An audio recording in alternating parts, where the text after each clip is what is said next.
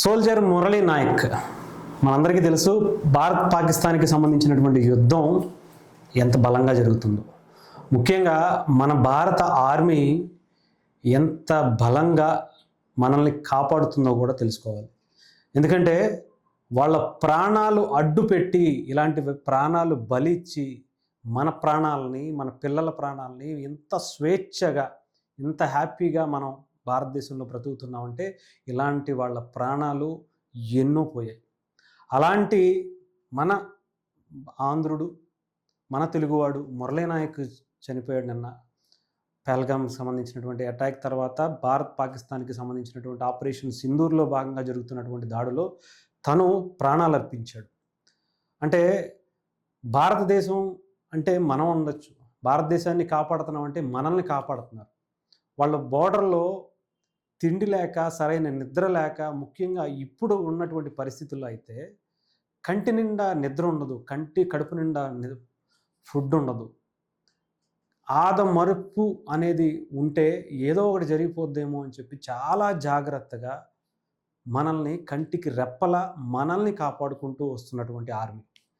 అలాంటి army soldier నిజంగా తను మన తెలుగువాడు కావటం ఇంకా అదృష్టం చేసుకుని ఉండాలి. మన తెలుగువాడుగా తను పుట్టినందుకు గర్వించాలి. భారతీయుడిగా తను మన దేశంలో పుట్టినందుకు ఎంతో తనకి రుణపడి ఉండాలి. ఈరోజు తన ప్రాణాలు ఇచ్చి ఎంతోమంది ప్రాణాలు నిలబెట్టాడు.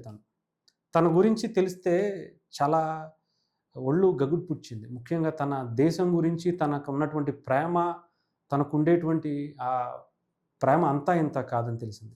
రీసెంట్గా తనకు సంబంధించినటువంటి కుటుంబ సభ్యులు తను మరణించాడు అని తెలిసిన తర్వాత మీడియాలో, సోషల్ మీడియాలో వాళ్ళు మాట్లాడుతుంటే చిన్నప్పటి నుంచి కూడా మురళీ నాయక్ నరాల్లో దేశభక్తిని నింపుకున్నాడు.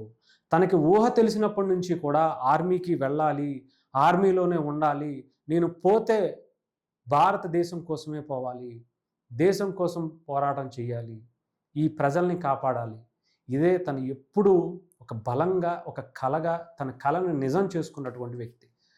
తన తల్లిదండ్రులు కూడా నిన్న మీ కొడుకు చనిపోయాడు కదా, బాధగా అనిపిస్తుందా అంటే లేదు, దేశం కోసం చనిపోయాడు నా కొడుకు, అంతకన్నా గొప్ప ఆనందం ఏముంటుంది, ఇది నాకు గర్వంగా ఉంది అని చెప్పి ఆ తండ్రి చెప్తుంటే కళ్ళమ్మటి నీళ్ళు వచ్చి తను మాట్లాడుతుంటే. ఇంత గొప్ప ఆలోచనలు కలిగినటువంటి ఆర్మీ వాళ్ళు అంత బలంగా మనకు నిలబడుతున్నారు కాబట్టి శత్రుమూకల నుంచి, ఉగ్రమూకల నుంచి, ఉగ్ర దేశాల నుంచి మనల్ని నిత్యం కాపాడుతుంటే మనం వాళ్ళకి ఏమిస్తున్నాం, ఇదే మనం ఆలోచించుకోవాలి. దీని గురించే మనం ఆలోచించుకోవాల్సినటువంటి అవసరం ఉంది. రీసెంట్గా ఇండియన్ ఆర్మీ కూడా యుద్ధానికి, ఫుల్ ఫ్లెడ్జ్డ్ యుద్ధానికి, పూర్తి స్థాయి యుద్ధానికి వెళ్ళబోతున్నట్టుగా తెలుస్తుంది. ఇండియన్ ఆర్మీలో అందరూ జాయిన్ అవ్వండి, 18 నుంచి 40 సంవత్సరాల్లోపు ఉన్నటువంటి యువతీ యువకులు అందరూ కూడా కలిసి రండి అని చెప్పి చెప్తుంది. డెఫినెట్గా అవకాశం ఉన్నటువంటి ఏ ఒక్కరైనా కూడా వెళ్ళాలి. అలాంటి యుద్ధంలో పాల్గొని దేశం కోసం ప్రాణాలు ఇవ్వటం అనేది ఒక గర్వంగా ఫీల్ అవ్వాలి. అంతకన్నా గొప్ప విషయం ఉంది. ఈ దేశం కోసం ప్రాణాలు ఇచ్చాం, ఈ దేశం కోసం మనం పోరాడుతున్నాం అనే ఒక ఫీలే ఒక కిక్ ఇస్తుంది. అలాంటి కిక్కు కోసమైనా సరే నాలాంటి వాళ్ళకి వెళ్ళాలనుంది, కానీ నాకు అలాంటి అవకాశం కనిపించలేదు. లేదంటే డెఫినెట్గా వెళ్ళేవాడిని. అలాంటి ఎవరికైనా ఆలోచన ఉంటే డెఫినెట్గా ఇండియన్ ఆర్మీకి సంబంధించినటువంటి వెబ్సైట్ని ఓపెన్ చేయండి. మీరు సెలెక్ట్ చేసుకుని వెళ్ళాలనుకుంటే వెళ్ళండి డెఫినెట్గా. ఎందుకంటే ఇది దేశం. దేశం అంటే ఎంతోమంది సోల్జర్స్ బలంగా నిలబడితేనే మన దేశం, మన పిల్లలు, మన తల్లిదండ్రులు అందరూ హ్యాపీగా ఉంటారు. అంతేకాకుండా ముఖ్యంగా ఇంకొక సందేశాన్ని కూడా ఇవ్వదలుచుకున్నాను. ఇప్పటికే ఎన్నో ట్యాక్సుల రూపంలో మనం చూసాం. ఆంధ్రప్రదేశ్లో అయితే గత గవర్నమెంటు చెత్త మీద కూడా పన్ను వేసింది. అలాంటి పన్నులు ఎన్నో రాష్ట్రాలు సెంట్రల్ జిఎస్టీ, స్టేట్ జిఎస్టీ ఎన్నెన్నో వేసుకుంటూ వచ్చాయి. ఇదే బలమైనటువంటి మన ఇండియన్ ఆర్మీకి కూడా ఒక ఆర్మీ ట్యాక్స్ అని చెప్పి ఒకటి వసూలు చేస్తే, దీనికి అందరూ కూడా సహకరిస్తే చాలా అద్భుతమైనటువంటి ఆయుధాలని, అత్యాధునికమైనటువంటి టెక్నాలజీని మన ఇస్రో కావచ్చు, ఆర్మీ కావచ్చు, నేవీ కావచ్చు, అన్నీ కూడా సమకూర్చుకునేటువంటి అవకాశం ఉంటుంది. ఇప్పటికే మన బడ్జెట్లో కొంత భాగాన్ని ఆర్మీకి ఇస్తున్నాం. దాంతో కొంత ఉన్నతమైనటువంటి ఆయుధ సామాగ్రిని మనం తెచ్చుకోగలిగాం.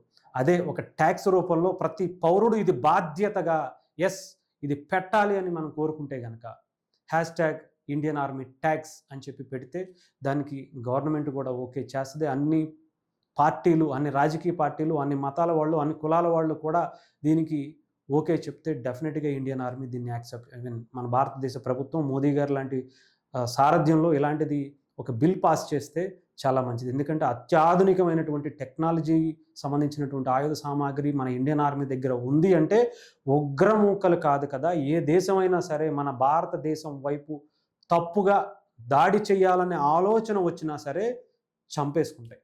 అంతేకాదు మన ఇస్రో కూడా ఎంతో అద్భుతమైనటువంటి టెక్నాలజీని మనం అందిస్తే ఎంతోమందికి ఉపాధి అవకాశాలతో పాటు ప్రపంచం మెచ్చదగ్గ, ఇప్పటికే ప్రపంచం మెచ్చుతూ ఉంది చంద్రయాన్ ఇలాంటి వాటితో, అలాంటి వాటికి కూడా మనం అవకాశం కల్పించినటువంటి అవుతుంది. అంతేకాకుండా ఎంతోమంది అసూలు బారినటువంటి ఇలాంటి మన మురళీ నాయక్ లాంటి వ్యక్తులు ఎంతోమంది వాళ్ళ ప్రాణాలు ఇచ్చి మన ప్రాణాలని కాపాడుతున్నటువంటి ఆర్మీ వాళ్ళకి, ఆర్మీ కుటుంబాలకి అండదండగా ఉండటానికి వాళ్ళకి ఏదో ఒక విధంగా ఏదో పెన్షన్ రూపాయలైనా ఒక ఎకరం పొలమో ఇంకోటి ఇచ్చి చేతులు దులిపేసుకుంటున్నాయి కేంద్ర రాష్ట్ర ప్రభుత్వాలు.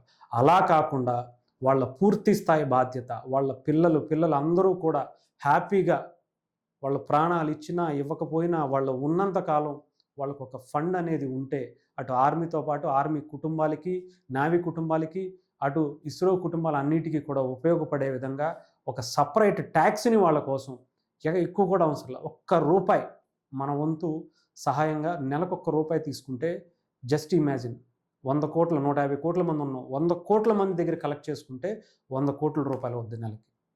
అలాంటి 100 కోట్లతో 12 నెలలు గనక మనం ఇవ్వగలిగితే ₹12 అవుతుంది మనం ఇచ్చేది. ప్రతి ఒక్కడు ₹1 ఇచ్చేది.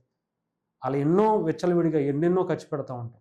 అలాంటిది మీరు ఆలోచించండి, ఎన్ని వందల కోట్ల రూపాయలు ఇస్తే ఎంత అత్యాధునికమైనటువంటి టెక్నాలజీ కలిగినటువంటి ఆయుధాలు మనం కొనుక్కోవచ్చో, మన ఆర్మీకి సంబంధించినటువంటి సోల్జర్ ప్రాణాలు ఎంత బలంగా కాపాడుకోవచ్చో ఆలోచించుకోండి. సో డెఫినెట్గా ఇలాంటి వాటిని మనం మన భారత ప్రభుత్వం ముందు పెడదాం, ముఖ్యంగా రాష్ట్రపతి గారి ముందు, అలాగే మన ప్రధానమంత్రి గారి ముందు, ఆర్మీకి సంబంధించినటువంటి మన వాళ్ళ వీళ్ళ ముందు కూడా హ్యాష్ట్యాగ్ చేసి ఒక ఇదైతే పెడదాం. డెఫినెట్గా ఇవన్నీ కూడా మన కోరిక, ఇలాంటి వాళ్ళ ప్రాణాలకి విలువ ఇచ్చే విధంగా ఉండాలని కోరుకుందాం.